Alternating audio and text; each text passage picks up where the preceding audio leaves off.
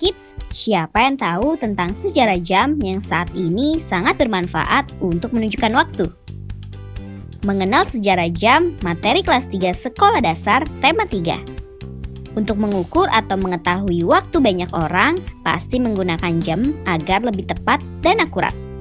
Saat ini, jam sendiri memiliki berbagai macam bentuk, mulai dari analog hingga jam digital yang banyak dijumpai. Untuk belajar membaca jam, sebaiknya menggunakan analog karena memiliki jarum yang lebih mudah diingat. Lalu, bagaimana sejarah awal jam yang saat ini memiliki fungsi penting? Yuk kita cari tahu! Sebelum kita lanjut videonya, jangan lupa klik tombol subscribe dan tombol loncengnya ya! Sejarah jam. Jam sudah digunakan manusia sejak 6.000 tahun yang lalu. Saat itu, jam yang digunakan ialah sinar matahari digunakan menjadi petunjuk waktu. Dengan perkembangan zaman, jam pun mulai berubah menjadi mekanik yang dianggap paling akurat. Kemunculan jam mekanik membuat sinar matahari sebagai petunjuk waktu mulai ditinggalkan.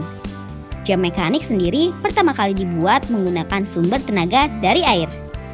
Lalu, seorang yang berasal dari Tiongkok bernama Su Sung mulai mengembangkan jam air dan menjadi dasar bagi jam Eropa.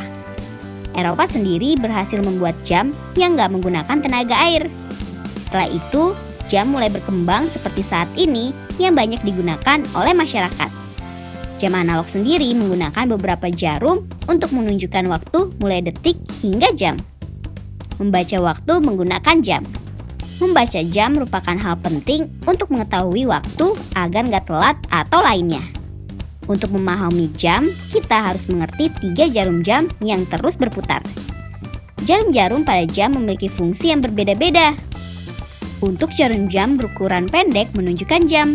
Lalu untuk jarum jam yang berukuran pendek lainnya menunjukkan menit. Selain itu, jarum jam yang terus berputar menunjukkan detik. Untuk membaca jam, kita bisa melihat jarum pendek menunjukkan pada angka berapa.